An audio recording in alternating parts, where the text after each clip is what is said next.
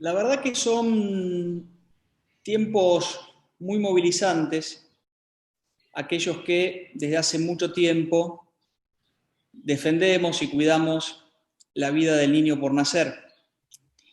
Y habitualmente cuando estos debates llegan al recinto, llegan a partir de declaraciones o de beneplácitos sobre proyectos que tienen que ver con otras instancias u otros niveles del Estado, por eso simplemente pedimos la abstención. Este no es el caso, porque se trata de una modificación de una ordenanza municipal que, más allá de las consideraciones que vamos a hacer, probablemente muchos intenten que comience a regir a partir de su publicación. Eso nos obliga a decir muchas de las cosas que habitualmente sostienen esas sencillas abstenciones para no profundizar los debates. Personalmente defiendo la vida del niño por nacer desde hace mucho tiempo.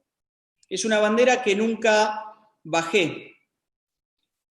Desde aquellas primeras marchas que se hacían en la ciudad de Rosario, los días 25 de marzo, allá por el año 2003, 2004, 2005, cuando como un vecino más de la ciudad decidía acompañar a las tantísimas ONG, asociaciones civiles de la ciudad, que se proponían mantener bien arriba esa defensa.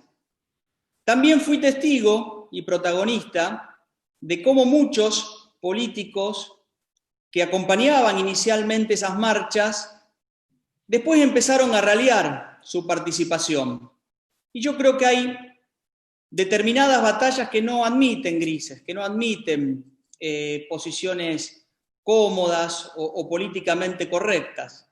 Y así, de mis primeras ya participaciones como concejal de la ciudad, que éramos muchos los que desde el Consejo, desde la Cámara de Diputados acompañaban, después muchos empezaban a mandar su participación, hacer mención solamente, pero no estar presente físicamente. Y creo que parte de esa falta de compromiso es que hoy es un tiempo difícil para sostener lo que siempre creímos y creemos que es justo, que es cuidar las dos vidas y sobre todo la vida de el más indefenso de todos, que es la vida por nacer. Y esto lo decimos y lo sostenemos en la antesala de un segundo debate nacional que lo encaramos siempre de una manera muy respetuosa por las distintas posiciones, con la esperanza de que ocurra lo que ya ocurrió en el 2018 en la Argentina. Y no lo hacemos de una posición ni dura, ni fanática, ni mucho menos religiosa. Lo hacemos basados sencillamente en la convicción científica que a partir de la concepción hay vida y desde la concepción ética que no se puede resolver un problema con otro problema. Y a partir de allí es que siempre hablamos, respetando otras posturas, pero no moviéndonos ni un ápice de aquello que creemos que no puede variar porque alguno diga que no rinde política o electoralmente. En función de eso, y perdonen las referencias personales, pero eran inevitables ante este debate, encaro la discusión del proyecto que se somete a discusión. Lo primero que quiero señalar, en desacuerdo con la postura de la miembro informante, es que en la Argentina no hubo ni hay un derecho a la interrupción voluntaria del embarazo. Y esto no es un posicionamiento político, esto es de estricta juridicidad. Desde esas causales de abortos no punibles contenidas desde hace más de 100 años en el Código Penal argentino, no emana un derecho, emana una excusa absolutoria. El Estado entiende que aún habiendo una conducta lesiva de bienes jurídicos, decide no perseguirlo penalmente porque encuentra que hay otro bien jurídico que tiene que tutelar más que otros. Es eso lo que generan las causales de abortos no punibles en el Código Penal. De allí no emanan derechos, emana una decisión política del Estado de no sancionar penalmente determinadas conductas que aún sigue considerando antijurídicas o lesivas. En función de eso, aparecen las modificaciones a los protocolos de abortos no punibles. En primer lugar, decir que un protocolo no puede modificar ni el Código Penal, ni la Constitución Nacional, ni tampoco los tratados internacionales con jerarquía constitucional que protegen la vida desde la concepción. Eso es importante recalcarlo. Mucho menos un protocolo basado en una simple y sencilla resolución administrativa y ministerial. Mucho más cuando la causal salud, que es la que bien se dijo, que se amplía y que queda reflejado en las modificaciones a la actual ordenanza 81-86, toman o le intentan decir al fallo FAL cosas que el fallo FAL no dice ni dispone. Lo primero es que el fallo FAL no reinterpreta la causal absolutoria del 86, inciso 1 del Código Penal. El fallo FAL se refiere al inciso 2, no al inciso 1, con lo cual no hay ninguna habilitación para que por disposiciones ministeriales, y mucho menos por una ordenanza municipal, se intente ampliar el concepto de salud que es regulado por el Código Penal. Bien sabemos, no hay analogías, no hay interpretaciones extensivas en el ámbito penal, con lo cual mencionar un concepto de salud que puede ser psíquica o que puede ser social, en función de lo que se dice y lo que se somete a votación, no está alcanzado por lo permitido por esa excusa absolutoria del Código Penal. Es un exceso y es una inconstitucionalidad de esta norma y al cual solamente está habilitado para producir esas modificaciones el Congreso de la Nación. Y el otro gran derecho conculcado, a partir de este protocolo del aborto no punible, después voy a ir detallando algunas objeciones artículo por artículo, pero así como menciono que se vulnera enormemente la protección de la vida del niño por nacer, con una ampliación por afuera de lo permitido de la causal salud, el otro derecho que cae, y cae fuerte, y va a haber que defenderlo tal vez en tribunales, es la objeción de conciencia. La objeción de conciencia de los profesionales que, basados en íntimas convicciones morales, éticas, religiosas, espirituales, tienen el derecho constitucional de oponerse a la práctica de un aborto, este proyecto lo limita a tal punto que lo termina eliminando. Yo lo planteé en la comisión de gobierno y el texto del expediente y el despacho no ha sufrido modificaciones en ese punto, con lo cual entiendo que ese derecho a la objeción de conciencia, que tiene la misma jerarquía constitucional que tantos otros derechos que se mencionan como justificatorios de este protocolo, queda absolutamente dañado. Y hay muchos profesionales de la ciudad que de buena fe y con honestidad intelectual han hecho y hacen valer ese derecho a la objeción de conciencia que a partir de este protocolo se les reduce absolutamente. A partir de eso quiero mencionar, después de darle ese marco, algunas preocupaciones grandes que se nos generan, en particular con un articulado que aún con todo este bagaje de argumentación, modifica un protocolo que, como lo dije en la Comisión de Gobierno, aún cuando no coincida, era mucho mejor que la modificación que se está proponiendo. En primer lugar, el artículo 2, inciso B, agrega una oración a los cuidados integrales posteriores en caso de considerarlo necesario o de ser requerido.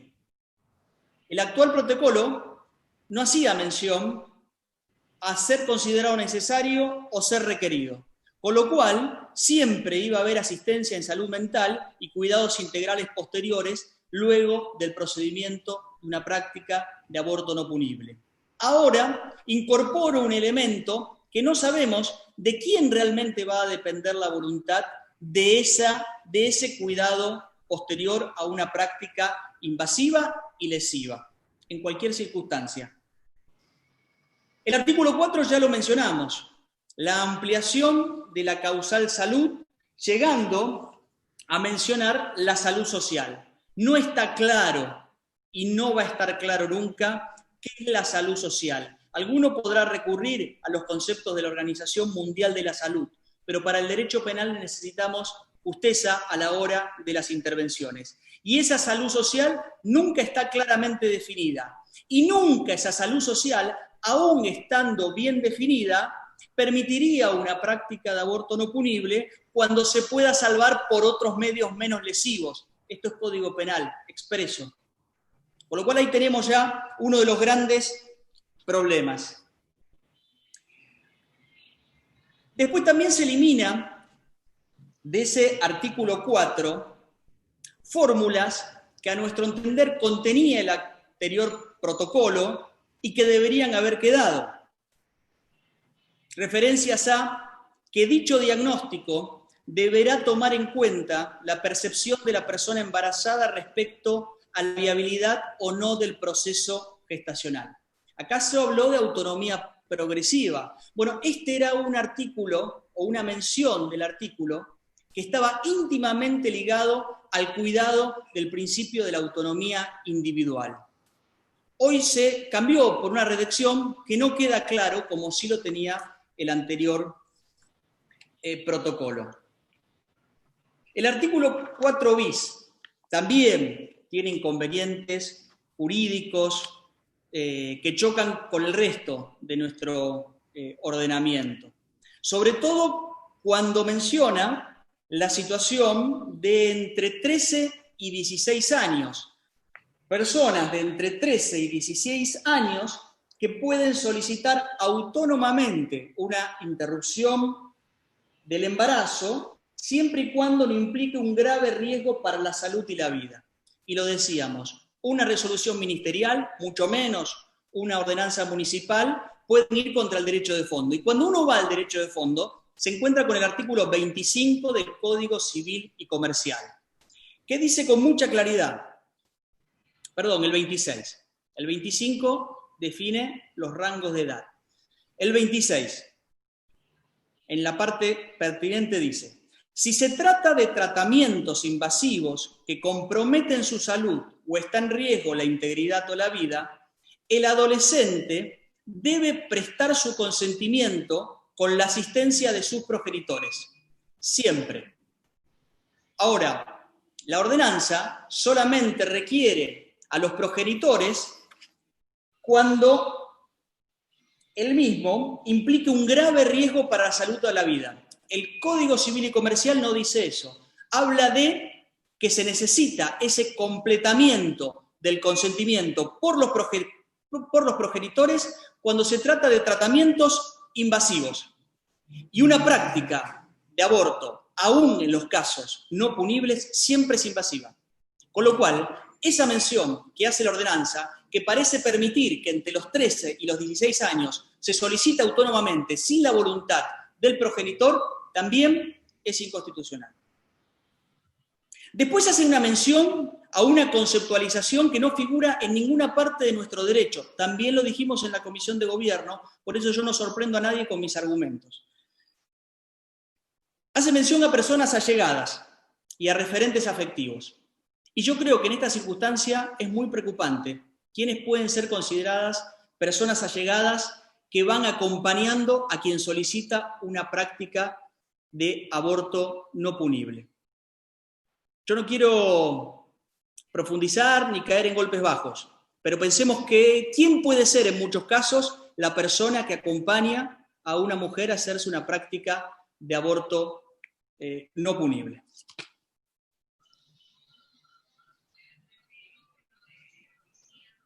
Y finalmente, el artículo 7, que yo creo que es el otro gran problema que tiene este proyecto es que no cuida la objeción de conciencia como si de alguna manera lo cuidaba el anterior articulado del protocolo.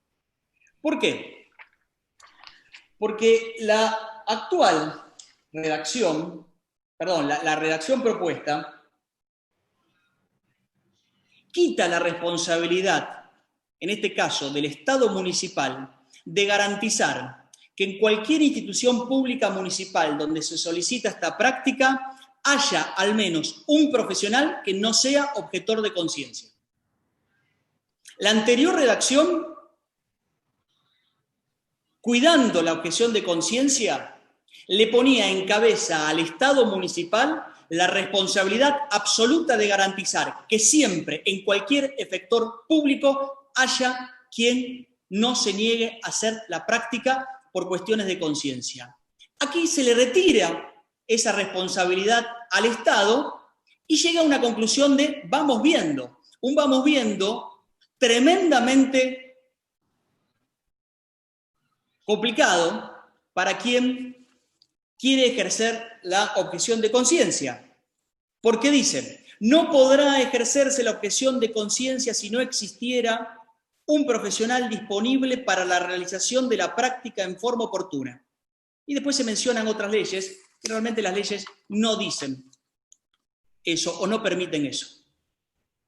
Con lo cual, el Estado municipal, que hasta ahora tenía esa obligación de garantizar la práctica y la objeción de conciencia, ahora solamente tiene que garantizar la práctica de aborto no punible. No tiene que garantizar el derecho constitucional de ese profesional a negarse a hacer la práctica, porque si no hay otro profesional, se le aplicaría este artículo 7. Y eso es gravísimo, porque la Corte Suprema de Justicia ha reiteradas veces reconocido el valor enorme de la objeción de conciencia, que nace de la forma democrática y republicana de gobierno.